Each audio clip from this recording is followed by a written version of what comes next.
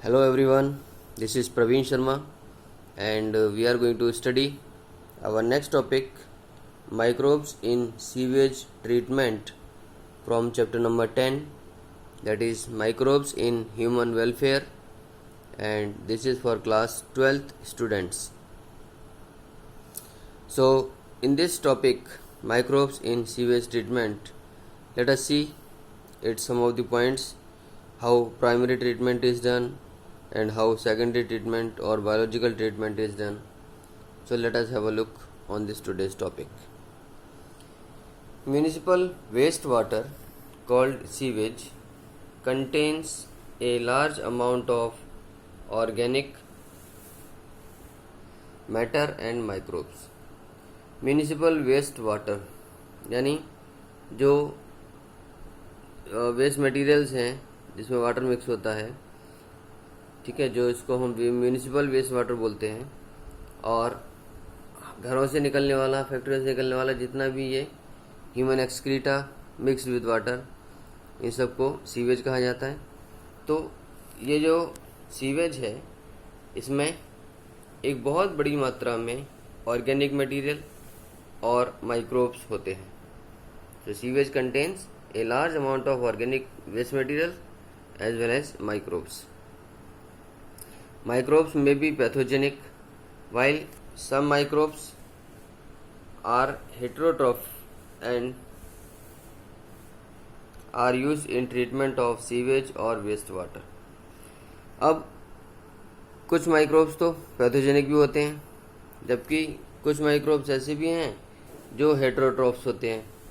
Heterotrophs means जो अपना खाना अपने आप तैयार नहीं करते, जो अपनी फूड रिक्वायरमेंट को पूरा करने के लिए किसी और दूसरे ऑर्गेनिज्म के ऊपर डायरेक्टली और इनडायरेक्टली डिपेंडेंट होते हैं. तो जो ऐसे हेटरोट्रॉफ्स माइक्रोब्स होते हैं उनको हम सीवेज की या वेस्ट वाटर के ट्रीटमेंट में प्रयोग करते हैं, इस्तेमाल किया जाता है उनका. Next point is treatment of sewage is completed in 2 stages. Sewage का जो ये ट्रीटमेंट है इसको 2 स्टेज में पूरा किया जाता है. पहला primary treatment and secondary treatment, ठीक है. तो जैसे मैंने आपको बताया अभी कि एक प्राइमरी ट्रीटमेंट कहलाता है और दूसरा सेकेंडरी ट्रीटमेंट कहलाता है. इन सीवेज ट्रीटमेंट प्लांट्स, STPs यानी सीवेज ट्रीटमेंट प्लांट्स में 2 स्टेप्स में इस सीवेज का कंप्लीट ट्रीटमेंट किया जाता है. अब चलिए इनके बारे में बात करते हैं एक एक करके. Primary treatment, it involves the removal of large and small particles by sequential filtration and sedimentation. यानी सीवेज में से लार्ज और स्मॉल, बड़े बड़े और छोटे छोटे पार्टिकल्स को रिमूव करना by sequential filtration and sedimentation. लगातार कराए जाने वाले, क्रमवार क्या कराए जाने वाले फिल्ट्रेशन और सेडिमेंटेशन प्रोसेसेस के जरिए जब हम बड़े बड़े और छोटे छोटे पार्टिकल्स को रिमूव करते हैं. All solids settled at the bottom form primary sludge and the supernatant is the effluent which is then treated. देखिए, all solids settled at the bottom form primary sludge.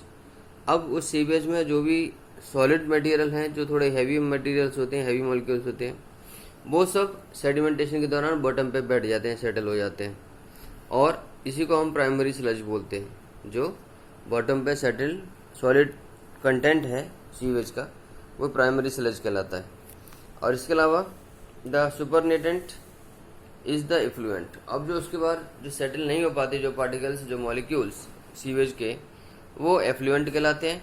और फिर उनके बाद दूसरे नंबर पे उनकी ट्रीटमेंट होता है, right.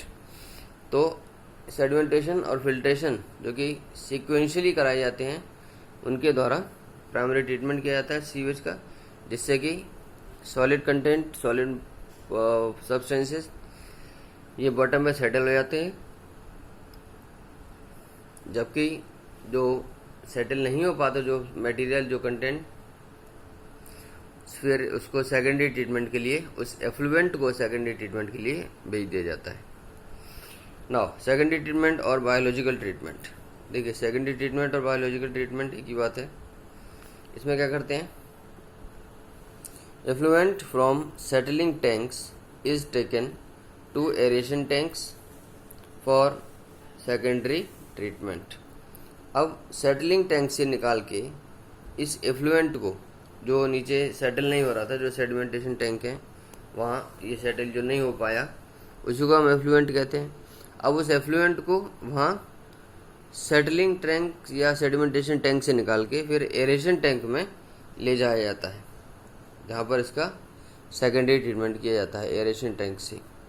In aeration tanks it is constantly agitated and air is pumped into it।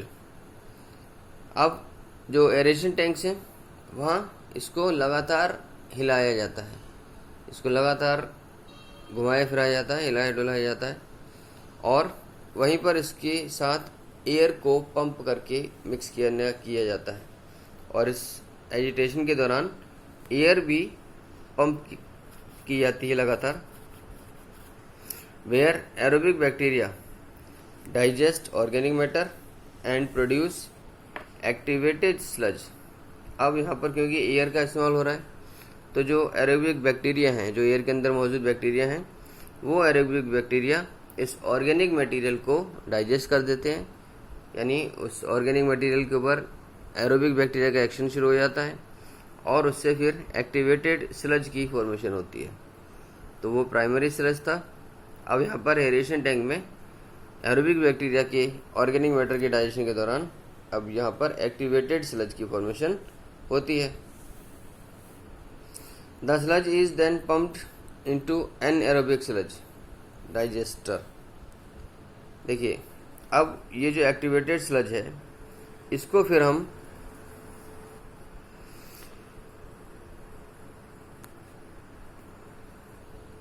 Anaerobic sludge digester में डाल देते हैं, वेयर सम बैक्टीरिया ग्रो एनएरोबिकली। अब ये जो एक्टिवेटेड स्लज था, इसको फिर हम वहाँ से एरेशन टैंक से निकाल के एनएरोबिक स्लज डाइजेस्टर्स में डाल देते हैं, पंप कर देते हैं वहाँ पे, और वहाँ पर जाके इसके साथ कुछ ऐसे बैक्टीरिया हैं जो एनएरोबिकली ग्रो करने लगते हैं, क्योंकि अब यहाँ पर एयर की प्रेजेंस नहीं है, ये एनएरोबिक स्लज डाइजेस्टर्स हैं विदाउट एयर। तो यहाँ पर कुछ बैक्टीरिया एनएरोबिकली ग्रो करने लगते हैं और वो these digest the flocs of bacteria and the fungi in the sludge. और फिर ये जो एनएरोबिक बैक्टीरिया हैं, ये एनएरोबिकली उस स्लज के अंदर मौजूद जो फंगी हैं और जो बैक्टीरिया हैं दूसरे, उनको डाइजेस्ट करने लगते हैं। अब during the process mixtures of gases like methane, hydrogen and carbon dioxide is produced, which is known as biogas and is a source of energy। अब इस प्रोसेस के दौरान जो एनारोबिक डिग्रेडेशन हो रहा है, एनारोबिक डाइजेशन हो रहा है, उस प्रोसेस के दौरान कई प्रकार की गैसेस का मिक्सचर, जैसे मीथेन, हाइड्रोजन, कार्बन डाइऑक्साइड, ये सब चीज़ों का मिक्सचर प्रोड्यूस होता है और इसी को हम बायोगैस कहते हैं। और आप जानते हैं कि बायोगैस एक अच्छा सोर्स ऑफ एनर्जी है। Okay, now effluent from secondary treatment plants is released into water bodies like rivers and streams। अब ये जो सेकेंडरी ट्रीटमेंट प्लांट के बाद जो एफ्लुएंट बचता है, जिसमें से जो टॉक्सिक सब्सटेंसेस हैं काफ़ी हद तक वो रिमूव कर दिए गए हैं और ट्रांसफॉर्म कर दिए जाते हैं, तो फिर इस एफ्लुएंट को जो कि सेकेंडरी ट्रीटमेंट प्लांट के बाद रिलीज कर दिया जाता है, इसको हमारे वाटर बॉडीज़ में, जैसे झरने, नदियाँ, समुद्र वगैरह। Under Ganga action plan and Yamuna action plan initiated by ministry of environment and forests, it was proposed to build a large number of sewage plants so that only treated water is released into the rivers। अब ये जो ministry of environment and forest ने जो Ganga action plan और Yamuna action plan की जो शुरुआत की थी, उसमें यही तय किया गया था कि एक बहुत बड़ी संख्या में सीवेज ट्रीटमेंट प्लांट्स की इंस्टॉलिंग की जाए, उनको एस्टेब्लिश किया जाए, ताकि पूरी तरीके से ट्रीटेड और लीस्ट टॉक्सिक जो वेस्ट वाटर है उसी को हम रिवर्स में या वाटर बॉडीज़ में रिलीज़ करें, और जिससे कि वाटर पोल्यूशन भी मिनिमाइज किया जा सके। चलिए अब बात करते हैं अपने अगले topic, microbes in production of biogas. Biogas की प्रोडक्शन में माइक्रोब्स का क्या कंट्रीब्यूशन है, क्या इनकी भूमिका है। देखिए, biogas is a mixture of about 60% methane and 40% CO2 and hydrogen that is used as fuel. ये आपने 10th क्लास में भी पढ़ा है कि बायोगैस करीब 60% मीथेन और 40% कार्बन डाइऑक्साइड इनका मिक्सचर है, जो कि एक फ्यूल के रूप में, ईंधन के रूप में इस्तेमाल किया जाता है। वैसे तो बायोगैस में मीथेन है, कार्बन डाइऑक्साइड है और कुछ मात्रा में हाइड्रोजन और हाइड्रोजन सल्फाइड भी पाए जाते हैं, राइट, जैसा कि आपको पता है, आपने 10th क्लास में पढ़ा है। Second point is Methanobacterium, A member of A group of bacteria known as methanogens anaerobically digest cellulosic content of the effluent and produce methane and carbon dioxide। जो मिथेनोबैक्टीरियम है, Methanobacterium A member of group of bacteria, जो कि methanogens नामक bacteria के group का एक member है।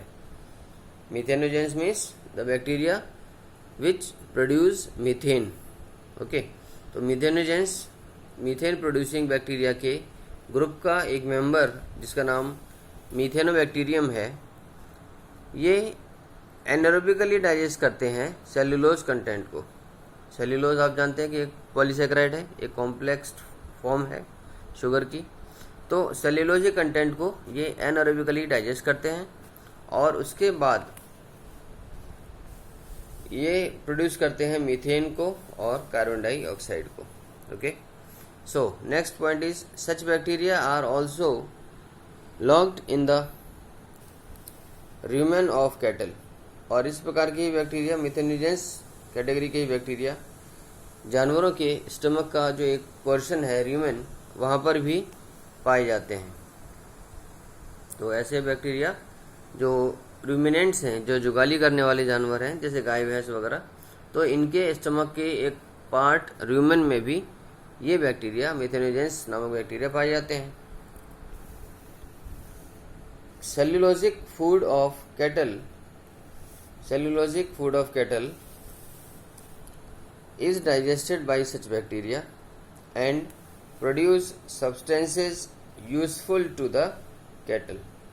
और उनके फूड का, यानी जानवरों के फूड का जो सेल्यूलोज वाला कंटेंट है, आप जानते हैं कि वो ज़्यादातर हर्बीवोर्स जो है वो घास, पत्तियाँ ये सब खाते हैं और इसमें सेल्यूलोज होता है अच्छी मात्रा में।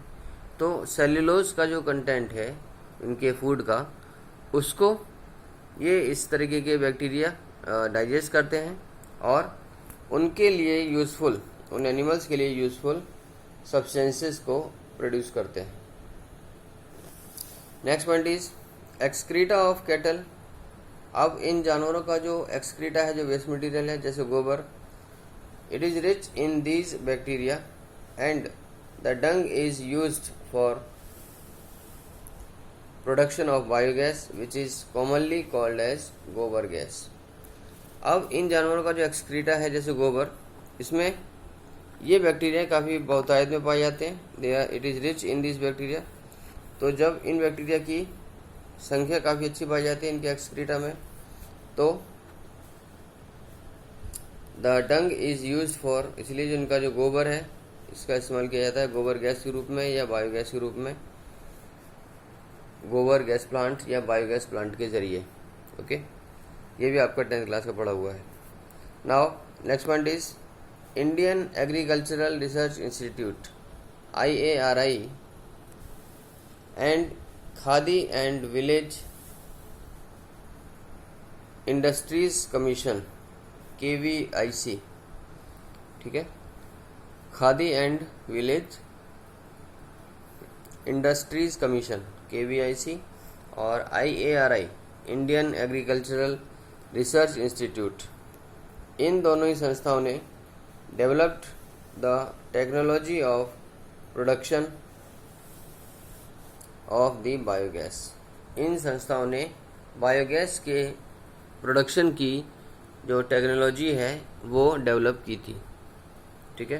तो IARI और KVIC के द्वारा बायोगैस प्रोडक्शन की जो टेक्नोलॉजी है, जो तकनीक है, उसका विकास किया गया।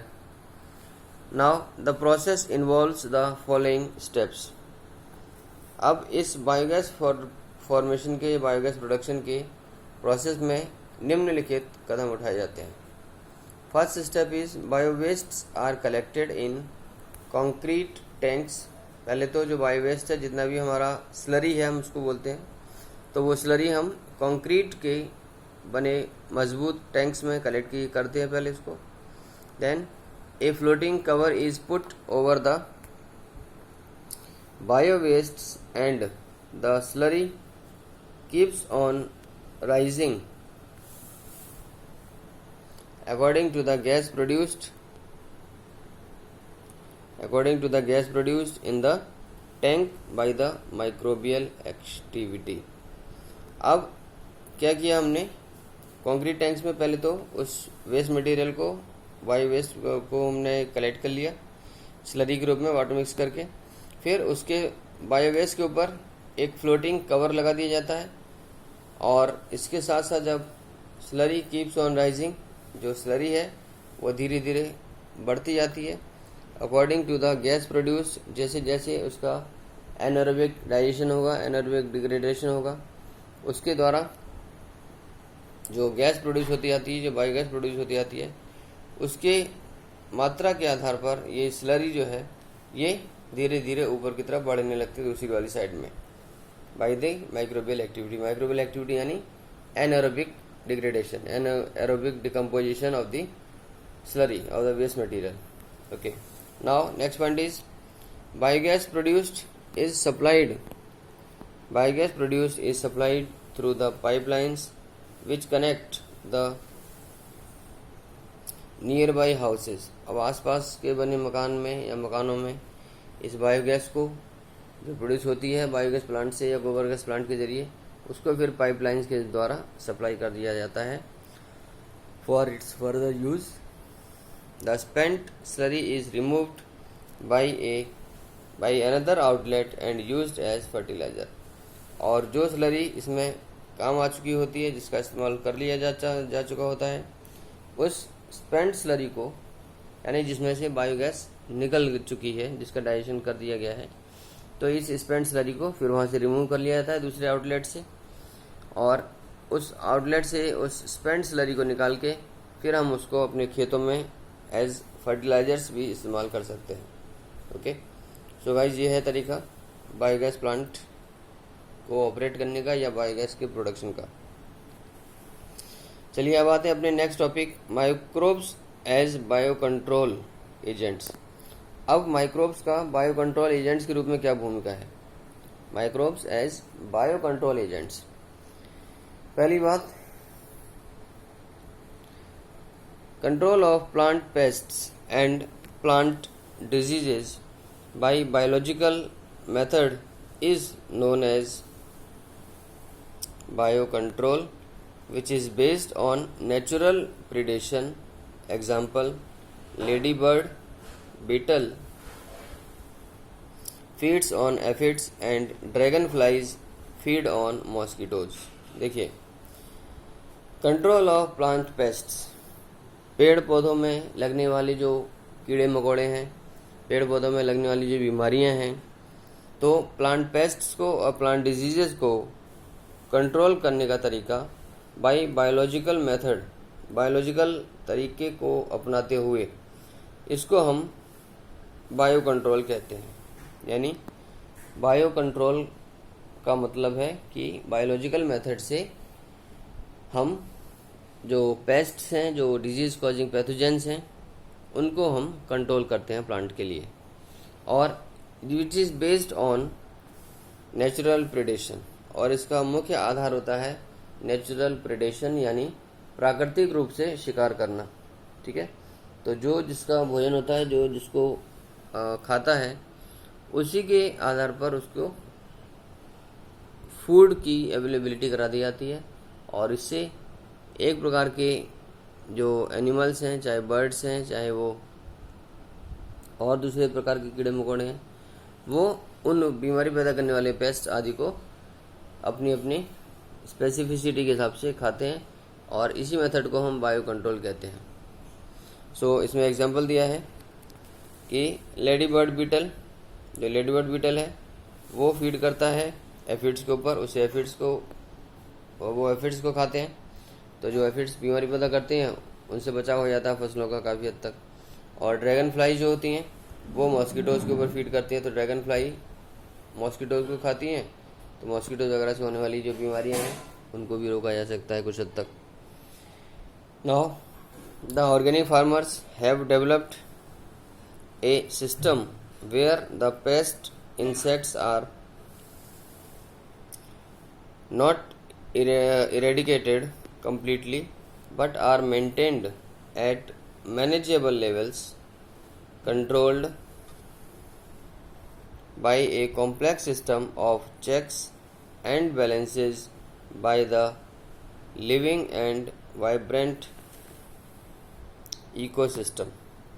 अब जो ऑर्गेनिक फार्मर्स हैं, जो ऑर्गेनिक फार्मर्स मतलब जो केमिकल्स का इस्तेमाल ना के बराबर करते हैं, जो पूरी तरीके से ऑर्गेनिक मेथड्स को अपनाते हैं, ऑर्गेनिक सब्सटेंसेस का यूज़ करते हैं, तो इस प्रकार के जो ऑर्गेनिक फार्मर्स हैं उन्होंने क्या किया है, एक ऐसा सिस्टम तैयार किया है, एक ऐसा सिस्टम विकसित किया है जहाँ पर कि ये पेस्ट इंसेक्ट्स वगैरह को पूरी तरीके से एरेडिकेट नहीं करते, इनको पूरी तरीके से ख़त्म नहीं करते, मारते भगाते नहीं हैं, बल्कि इनको कुछ मैनेजेबल लेवल पे, कुछ एक कंट्रोल लेवल पर इनको मेंटेन किया जाता है, ताकि ये उस खेत में, उस फील्ड में लगने वाली जो पेस्ट्स वगैरह हैं उनको खा सकें, उनके ऊपर फीड कर सकें, और हमारी फसलों को ये इनडायरेक्टली बचा सकें।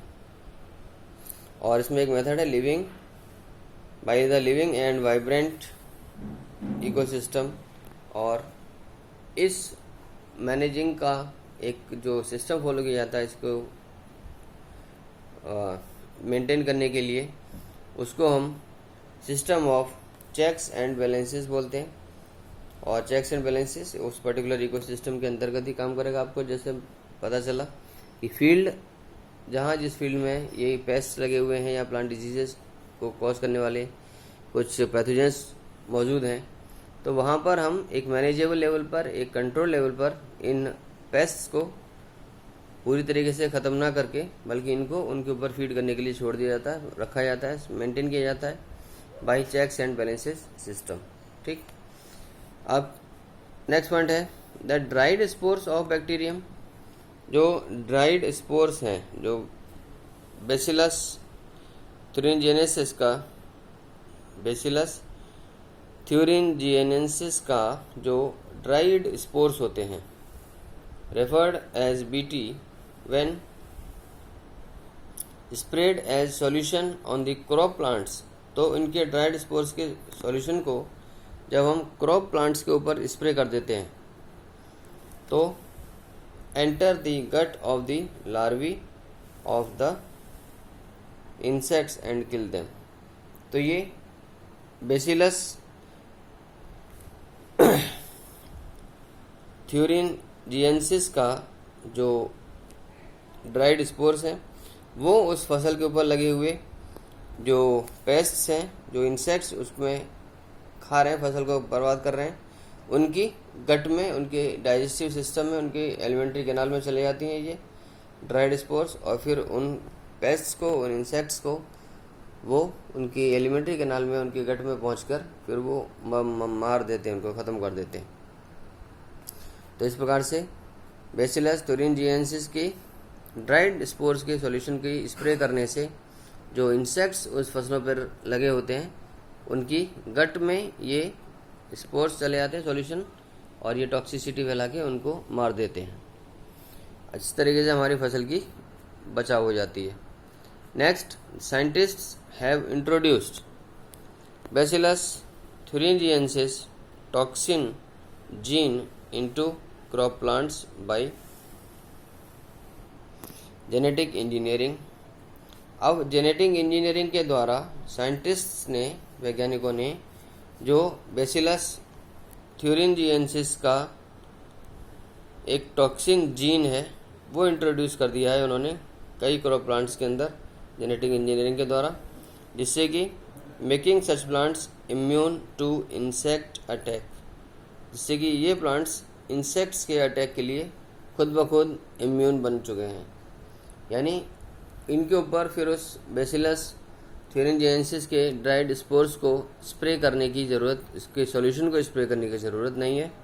उनके अंदर वो टॉक्सिक जीन खुद ब खुद जेनेटिक इंजीनियरिंग के द्वारा साइंटिस्ट ने डेवलप कर लिया है बैसिलस thuringiensis का, जिससे कि वो प्लांट खुद ही इंसेक्ट्स के अटैक के लिए इम्यून हो गए हैं। फॉर एग्जाम्पल बीटी कॉटन, और ये इसका एग्जाम्पल है बीटी कॉटन, यानी इसके ऊपर इंसेक्ट्स खुद ही नहीं लगते, और जो लगते भी हैं वो अपने आप ही मारे जाते हैं, ठीक, because of the presence of this toxin gene. Now biological control of plant diseases by fungus Trichoderma is being developed. These are free living microbes, are found in root ecosystem, that is in soil, and are effective against many plant pathogens.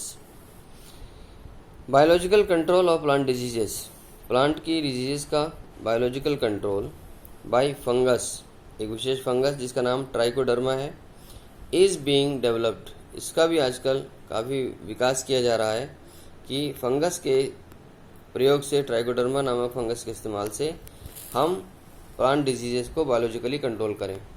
और ये these are free living microbes, ये free living microbes होते हैं Trichoderma के जो members हैं fungi, and are found in root ecosystem, और ये रूट इकोसिस्टम में पाए जाते हैं, that is in soil, and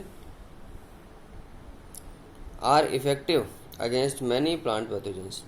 तो ये रूट इकोसिस्टम मानी सॉइल में पाए जाते हैं ये अंदर, और कई प्रकार के प्लांट पैथोजेंस के लिए ये बहुत कामयाब, बहुत ही कारगर माइक्रोब्स हैं। यानी इनकी प्रेजेंस की वजह से वो जो अटैक है उनका वो नहीं होता इंसेक्ट्स आदि का। Next is baculoviruses. Baculoviruses are pathogens of insects and arthropods.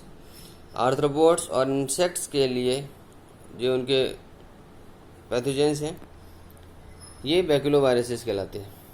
तो baculoviruses are pathogens of insects and arthropods. Insects के और आर्थ्रोपोड्स के पैथोजेंस को यानी डिजीज कॉजिंग एजेंट्स को बैक्यूलोवायरसेस कहा जाता है। And baculoviruses are of use in integrated pest management IPM।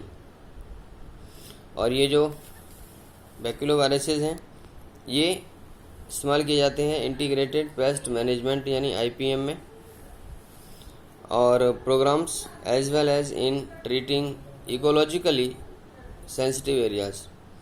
Ecologically sensitive areas को ट्रीट करने में और इंटीग्रेटेड पेस्ट मैनेजमेंट प्रोग्राम्स में भी इनका इस्तेमाल किया जाता है। Okay, so guys, this is all for now, and in our next class we'll learn the last topic of this chapter, that is microbes as biofertilizers, and this we will study in our next class. Till then, take care and keep watching and sharing videos, liking videos. Thank you. God bless you all.